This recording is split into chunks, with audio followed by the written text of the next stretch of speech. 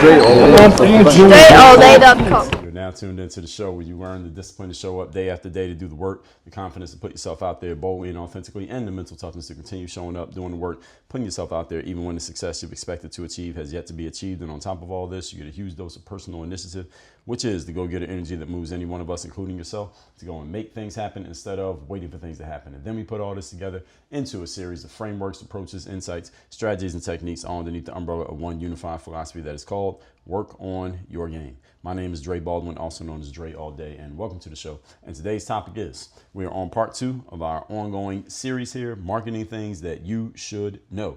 If you missed part 1, just go back, make sure you check that so you have a foundation for where we're coming from here, and also because you don't want to miss any of these points that I'm sharing in this series. So we shall pick up right where we left off, which is on point number 4. So we're just picking up where we stopped here. So if you missed points 1 through 3, then you know where to catch that yesterday's episode. Point number 4, the biggest companies sell identities, not products. Or they sell an identity, not a product. Think of a company like Nike. Nike doesn't really sell a product. Nike sells an identity. That's the reason why people have brand loyalty. Brand loyalty comes from people connecting to an identity, not connecting to a specific product, because products change over time.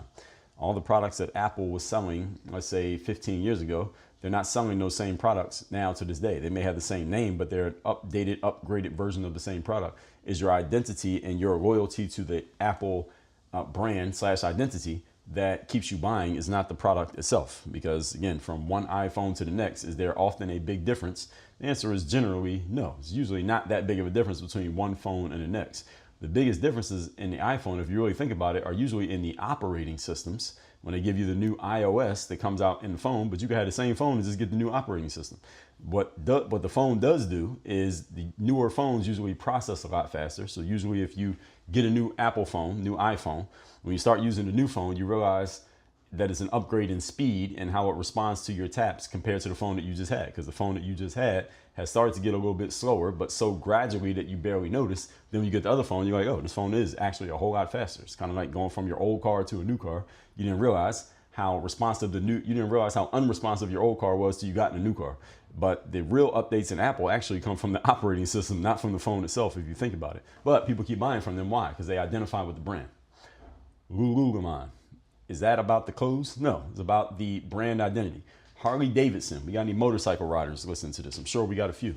All right, there's a brand identity that you connect to there, not the product itself. Yes, you may like the jackets and the glasses and the motorcycles, but it's your identity, how you feel, knowing that you're a person who has that thing. And know that you're a part of the group that says people like us do things like this. Now, that's something Seth Godin says all the time. That's brand identity. The purchasers of these products, of these companies that I'm mentioning, logically enjoy and appreciate the product, of course. And they can tell you what they like about it, of course. But what gets and keeps people locked in on a brand is the identity that comes with being a user or a buyer of the product. I'm one of the people who gets this. I'm one of the people who does this. What that means for you as a business owner and as a salesperson is that you want to create an identity around who you are and what you do, such that your audience understands that people who are a certain type of way do a certain type of thing. And that certain type of way and a certain type of thing are clearly defined by you. You define them, what they are. One of the reasons why this show is my best marketing channel is because you're getting to hear directly from me how I think, why I think certain things, what my opinions are on certain things. And if you listen to this show, you don't have to listen to every episode ever to get it. You can listen to about 5 to 10 episodes. You get a pretty good feel for who you're listening to. And you can decide, okay, am I aligned with this person or am I not? And if you're psychographically aligned, then you stick around. And if you're not, you go away. And with this many episodes that I have, I know the people who listen to me are psychographically aligned with the things that I say, which means this is my ideal audience. And that's the whole point. And being that I'm in the thought leadership space, this is the best way to get my main, what I will call this, my main, let's just say, vehicle for getting my value out into the world. I can do it right through here, again, right through the mic. I put video versions of these shows out, but you don't actually need to see the video to get the point. You can just listen to this without looking at the screen, and you get the same point that someone who is only listening can get.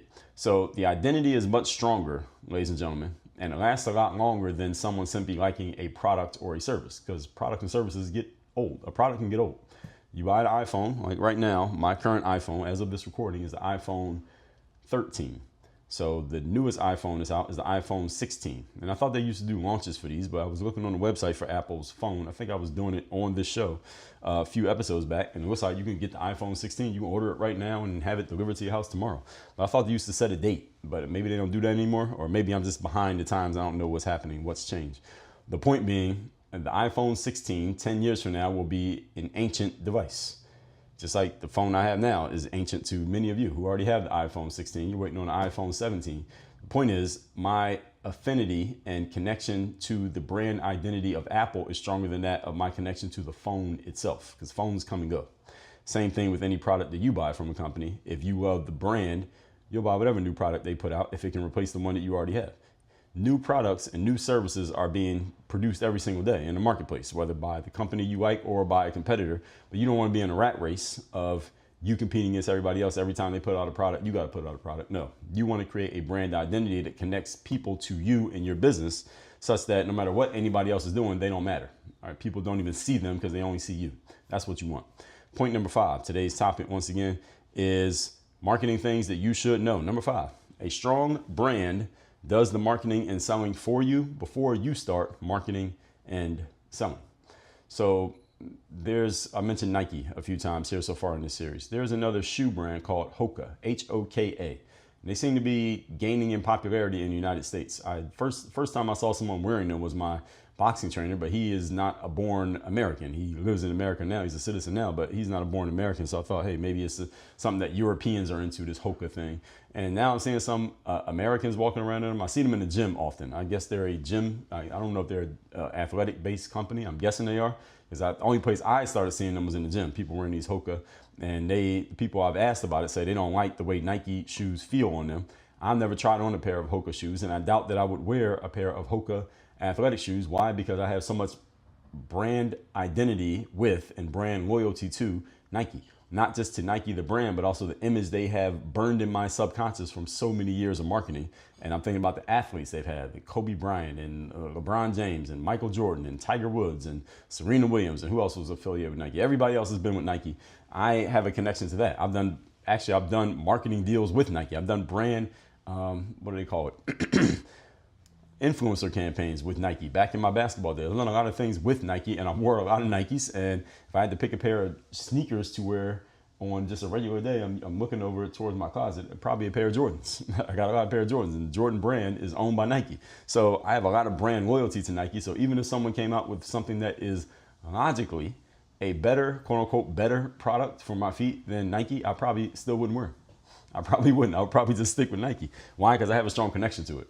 And that connection, that strong brand identity that I have, and strong loyalty I have to the identity of the Nike brand, does all Nike's marketing to me for them. So when I want a new pair of sneakers, I'm not even thinking about looking at Hoka or looking at Reebok or looking at Adidas or looking at anybody else who's in the sneaker market. I really don't care who else is in the sneaker market. I just want, if I want a pair of sneakers, I'm wearing some Nikes, probably. A pair of Jordans, probably. I usually don't even wear sneakers that often because, I mean, you see how I'm dressed and I'm in shoes.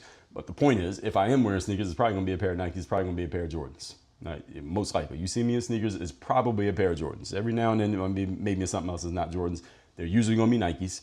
If they're not Jordans, they'll be Nikes. And most of the time, they're going to be Jordans. The point is, it does all the marketing and selling for Nike to me. They don't have to market to me, really. They don't really have to because they already did it. I'm 43 years of age as of this recording. They already got, let's see, when did I first find out that Nike existed? Probably when I was 6 years old. Who knows? 1988. So they got 30 plus years of marketing already done to me. So all I'm doing is buying at this point. They don't have to sell me anything. I'll just buy. This is the value of having what we talked about in the previous point. When your brand is strong enough in the mind of certain people, they will seek you out, already having an idea in their mind about who you are, what you are, and they don't even have to have direct engagement with you, for whatever purchase they want to make, whether it's the first purchase or purchase number 300. This is the power of brand advertising, everybody. This is the reason why companies do brand advertising. There is the ROI of brand advertising is that people start knowing you, liking you, trusting you without having done anything with you yet. That's the power of brand advertising. You want to see brand advertising at work, look on social media. When people post on social media every day, they're not offering you to do anything or asking you to do anything. This is posting all the time, like I do.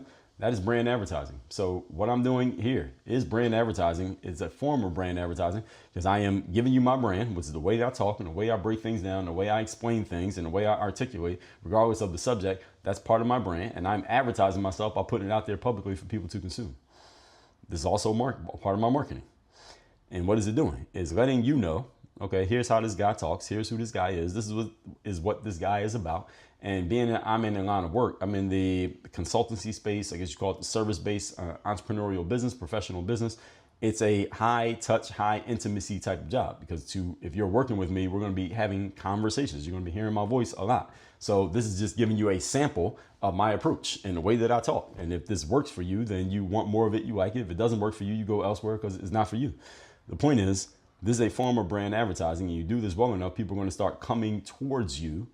And you didn't even know that they were paying attention in the first place because all of you are listening, you can hear me, but I may not even know who you are, but you know who I am because you're consuming my material. So this is a form of brand advertising. And when someone is ready to move forward, they already know that you're the choice.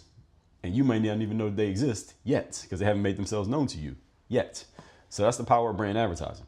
And it's done not necessarily to get you to take action. So to get people to take action in advertising is called direct response advertising, meaning I'm asking you to specifically do a thing and I'm measuring how many people do the thing to measure the return on investment from our advertising. That's direct response marketing.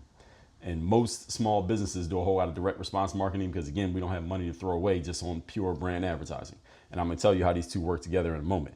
Brand advertising, on the other hand, would be something that a Nike or a Procter & Gamble or Chanel or Versace or Apple, they can afford to do this because they have so much money to throw away. They don't need to get direct ROI on their advertising. They just throw money at stuff because they can. And people who sell advertising love companies like these guys because they don't measure ROI. So everybody just keeps making money and nobody even knows what's working or not working and nobody cares. All right, so that's a great, if you're gonna get into advertising sales, sell to big companies that don't measure ROI because they will never hold you accountable for anything and you can keep making money off them. But anyway, small digression. So brand advertising is immeasurable. It's the opposite of direct response advertising. So for example, if I went on Instagram, and Instagram is not the best example because they always give you something that you can have people do. Even if it's go to my profile, I can boost a photo of myself that I posted on Facebook or Instagram. I can boost it. And the call to action is go to my profile, and that'll probably get me more people following me or something like that because they like the picture. But I'm not actually measuring anything like that really matters to the bottom line of my business. And so that's not the best example, but a good example is the one I've already told you. Apple having a billboard that they've controlled for over a decade, and they're probably spending at least $25,000 a month on this billboard. And all they do is just advertise the phone. And there's nothing on there that says do anything. There's no QR code. There's no link. There's nothing measurable about that billboard.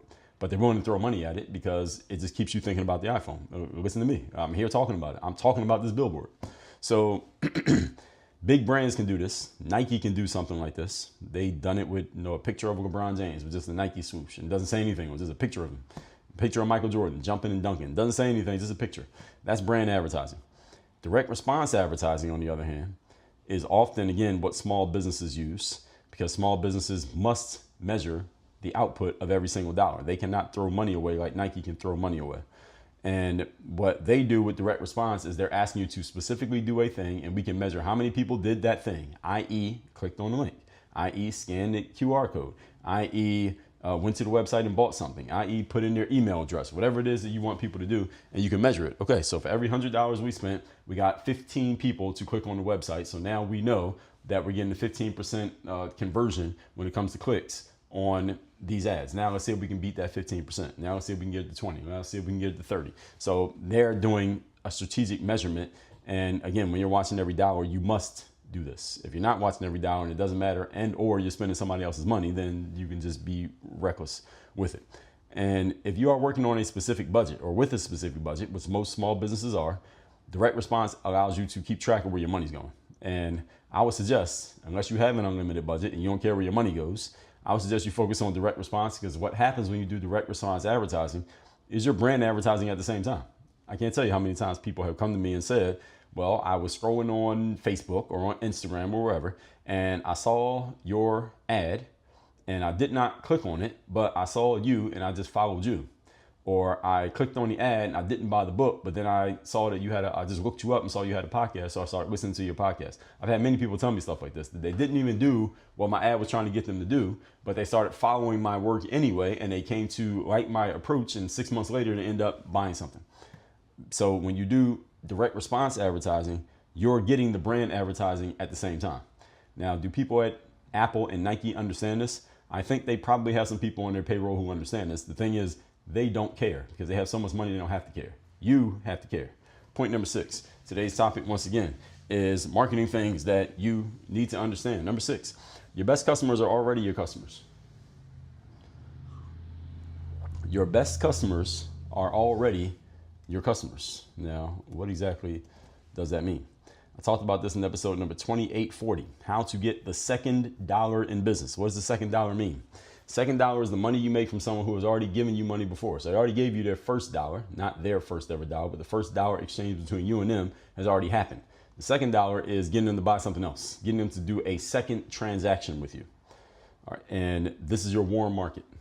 In the marketing world, you have a warm market, you have a cold market, and you got a hot market. So a cold market are people who never heard of you before, have no idea that you even exist, and you trying to get their attention. When you run ads online, generally you are doing cold marketing because a bunch of people who have never heard of you before ever in their lives are going to see your ad, and you're asking them to make a decision about your ad within 90 seconds, however long your ad is. All right, that's cold advertising, and cold advertising can work, but it may take some trial and error to figure it out. And your trial and error is money that you spend. In case you didn't catch that. Your warm market are people who already know you, already like you in some way, already trust you. They're already familiar with you. So when they see your ad, they already know who you are. They see your email. They know who you are. They see you put a new episode out of your show. They know who you are, and they'll get to it. Maybe they get to it immediately, maybe not, but they are pretty familiar with you. They're not, and for now, they're not going anywhere, at least. Your hot market, on the other hand, are people who also may know about you already very much, and they're ready to take a specific action with you. And or people who may not know about you, but they're looking to take the specific action that your advertising is asking them to take. So let's say you're selling a book about how to show up every day when you least feel like showing up, like my book, The Third Day. And you never heard of me before, but you're looking to figure out, how do I show up even when I don't feel like showing up? Then you see my ad that says, hey, I wrote a book about how to show up when you don't feel like showing up. You are my hot market because you're looking for the exact thing that I'm offering. And you're going to click on the ad, and you might go order the book and say, okay, I never heard of this guy, so if he doesn't deliver, then all I lost was $9.95. The whole point being, there are different levels of market that you're reaching out to every time. Your best customers are your warm market, people who already know you, whether they are looking to buy something from you next or not, because you never know. The way you package something, the way you present it, the way you talk about it, and the changing circumstances of other people's lives can change their situation from 1 minute to the next, 1 day to the next, 1 hour to the next. Yesterday, I didn't need your windshield wiper fluid, but today I need your windshield wiper fluid. All right, it snowed yesterday in Miami, and I can't see through my windshield, and I can't drive. All right, so now I need your defrosting windshield wiper fluid mix. Didn't need it before, didn't think I would ever need it, but I need it now. All right, so because the situation changed. All right, that's what I'm saying. So your warm market is just people who already know about you. These are the people you need to be never neglecting to market to. Okay. They already know you. Hopefully they like you and trust you because they had a positive experience the first time. As long as your company is doing a good job of delivering whatever you offer, then the people who have already gotten what you offer are the best products to get the next thing that you offer.